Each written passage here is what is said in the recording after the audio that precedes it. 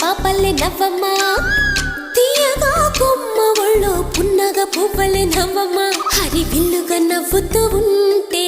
ఎండలో వెన్నెల కాయదా చిరు చల్లుగా నవ్వుతూ ఉంటే కొండైన వాగల్లే పొంగదా నూను మెత్తగా నవ్వుతూ ఉంటే ముల్లైన పువ్వలే తాకదా తొలి పొద్దుగా నవ్వుతూ ఉంటే రాయైన రత్నంగా మారదా హాయిగా అమ్మ ఒళ్ళో చిన్నారి పాపల్లే నవ్వమ్మా తీయగా కొమ్మ ఒళ్ళో పున్నగ పువ్వలే నవ్వమ్మా